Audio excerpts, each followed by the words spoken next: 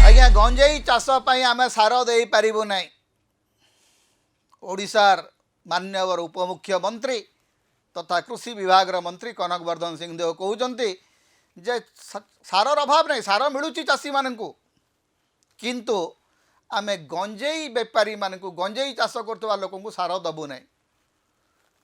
यार अर्थ कौन? ओडिशा सरकार कौन मानुचंती जे हजार हजार एकर गंजेई चाष होउची ओडिशा रे?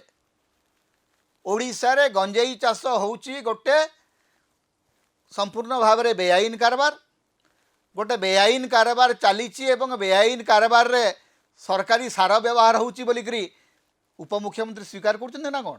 किंतु आम सरकार मूलरू कही आसी जीरो टॉलरेंस, ये दुर्नीति करिबो ता विरोधी एक्शन आम सरकार नौछि एवं नौथिबो। सार चाषी मानक पई दिया होछि, गंजाई चाष करिबा पई नाही। जो माने सार गंजाई चाष करिबा पई लोकन को बिकुछन तांको अगेंस्ट एक्शन हेबो। आपण माने चाहुचन कि गंजाई चाष आउ बढ़ू। आमर अंचलवासी समस्ते गंजड़िया है करी बुलबे। किछि लोक आंदोलन करुछन, जदि वर्षा रे तांकर चाष खराब हो गला, खत्म हो गला, तो फिर सार करिवे काना? तुमे मते टिके बुझाई देलो, मोर टिके ज्ञान कम अछि। प्रथम कथा होची जे चाषी माने ओडिशार चाषी मानक पिठी रे तीन प्रकार मुद्गर प्रहार करुचंती ओडिशा सरकार। प्रथमे सेमानंकर धान बिकिबाकू नेइकरी भयंकर उत्पात चलीछि। प्रथमे तांकू कहगला जे आपण सरकारंकर पोर्टाल रे ना पंजीकरण करिवे, आपणकर ना रे गोटे टोकन आसीबो। तापरे कहगला नै नै आपणकू ता सहित एग्रीस्टार्ट पोर्टाल जोटा अच्छी भारत सरकार से आपणकर ना पंजीकरण करने को पड़ो एवं एग्रीस्टार्ट पोर्टाल ना पंजीकरण करने को हेले आपण ना रे जमी थिबा दरकार। अति कम 50% चाषी अच्छा जो मानकर निज ना रे जमी नहीं, अनेक समय जमीर मालिकाना हस्तांतर है नहीं, बापा ना रे अच्छी पुओ पाखक आसी नहीं, बड़ भाई ना रे अच्छी सान भाई ना को आसी नहीं, कही ना नहीं एग्रीस्टार्ट पोर्टाल रे आपण रजिस्ट्रेशन कले चलो। जिते चाषी मैंने या नहीं आंदोलन कले तापर जाकि सरकार कहते ना एग्रीस्टार्ट रे नकले चलो, नकले चलो, ताकर कौन सी क्लारिटी आसी ना एपर्यंत, नोटिफिकेशन है नहीं। कैबिनेट रे केवल गोटे कथा कहगला जे नकले चलो, नकले चलो, यहाँ गोटे सरकारी भाषा नुह। सरकारी भाषा हूँ गोटे नोटिफिकेशन आप जारी करेंगे जे केवल ये कले हम ना ए कले हम ना। मोहन सरकार किसी क्लारिटी ना। तृतीय कथा हूँ जे चाषी मानकर वर्तमान मुंडर समस्त हाथ देकर बसती, कारण अतिवृष्टि कारण कौटी धान पचि जाइछि, कौटी परिबा पचि जाइछि, कौटी फूल चाष जो मैंने कर फूल गछ पचि जाइछि। संपूर्ण भाव में चाषी उपरे तीनोटी माड़, सारर अभावी बिक्री, सार मिलूना, प्रचंड भाव में सारर कला बजार चली। जो धान डालुआ धान जोटा होती तार बिक्री पाई सरकार कौन से व्यवस्था करूनाहांती एवं सरकार चाषी मानंकु क्षतिपूरण दे पारुनाहांती।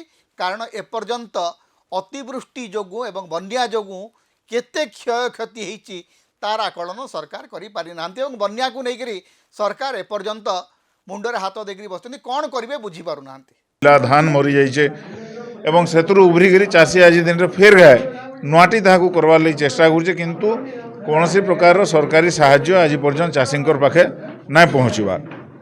कला बजारी आज दिन में जे नाकार चली ताकू केनता बंद करा जिबा एवं आगरू पुराना जेन सिस्टम रे गुला मान जरिया रे धान सार लुके पाउतिले लोन आकार रे तार व्यवस्था सरकार केनता लागू करूँ से जिनस मध्य आम आज दिन दाबी करूँ। एवं आम विभागीय मंत्री माने जेन वक्तव्य माने दौछन चाषी बिल्कुल तार एक बार क्षोभ प्रकाश करुछि।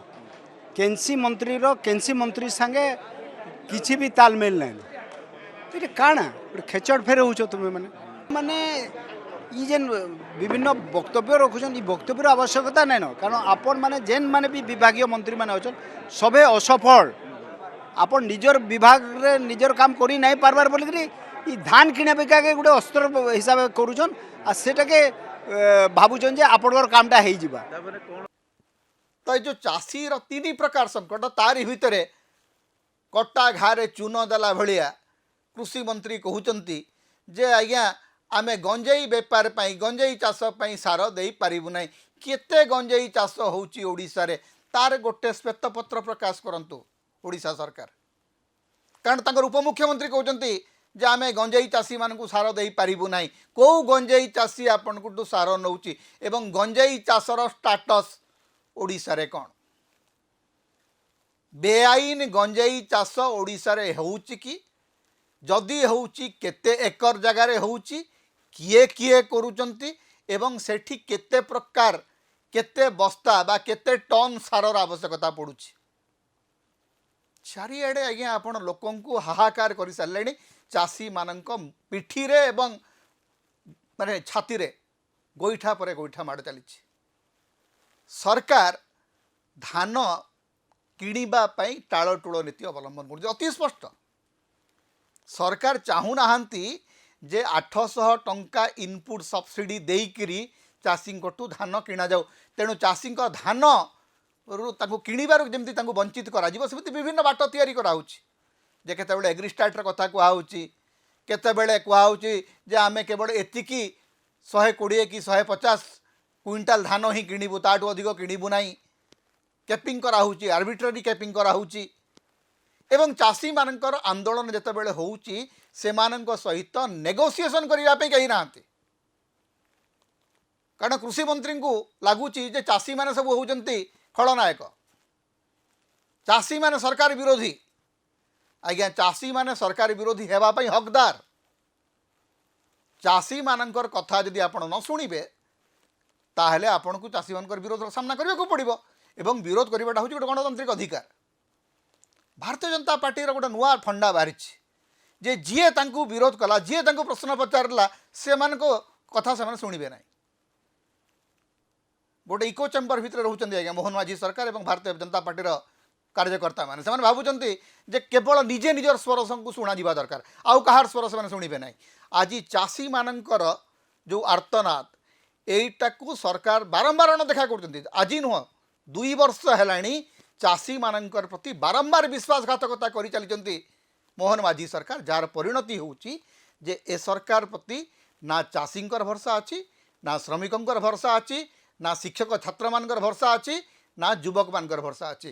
ସମ୍ପୂର୍ଣ୍ଣ ଭାବରେ ଲୋକପ୍ରିୟତାର ସବୁ ଆଧାର ମୋହନ ମାଝୀ ସରକାର ହରାଇ ସାରିଲେଣି ଏବଂ ଚାଷୀଙ୍କ ପିଠିରେ ଯଦି ଆପଣ ବାରମ୍ବାର ଏମିତି ପ୍ରହାର କରି ଚାଲିବେ ତାହେଲେ ଦିନ ଆସିବ ଏଇ ଚାଷୀମାନେ ହିଁ ଆପଣଙ୍କୁ ଯେତେବେଳେ ଗୋଟେ ଯେଉଁ ପଚା ଧାନ ବସ୍ତାକୁ ଯେମିତି ଚାଷୀ ଫୋପାଡ଼ି ଦିଏ ଏ ସରକାରର ଅବସ୍ଥା ଠିକ୍ ସେଇଆ ହେବ।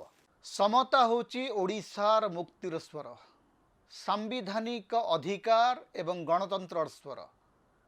ତେଣୁ ସମତାକୁ ଅଧିକ ସହଯୋଗ କରନ୍ତୁ, ଅଧିକ ସବସ୍କ୍ରାଇବ୍ କରନ୍ତୁ, ଲାଇକ୍ କରନ୍ତୁ, ସେୟାର କରନ୍ତୁ, କମେଣ୍ଟ କରନ୍ତୁ। ଆମ ଚ୍ୟାନେଲରେ ଆପଣ ସଦସ୍ୟ ଭାବରେ ଯୋଗ ଦେଇପାରିବେ, ଆମକୁ ସୁପର ଥ୍ୟାଙ୍କ୍ସ ଦେଇପାରିବେ। ସମତାକୁ ଯେତେ ପ୍ରକାର ଆପଣ ସାହାଯ୍ୟ କରିବାକୁ ଚାହାନ୍ତି ଆପଣ କରିପାରିବେ। ଆମକୁ ଯଦି କିଛି ଆର୍ଥିକ ସହଯୋଗ ଆପଣ ଦେବାକୁ ଚାହାନ୍ତି ତାହେଲେ ଆମର ଫୋନ୍ ପେ ନମ୍ବର ଆମେ ଏଠି ଦେଉଛୁ, ଏଥିରେ ଆପଣ ଆମକୁ ଆର୍ଥିକ ସହଯୋଗ ମଧ୍ୟ କରିପାରିବେ।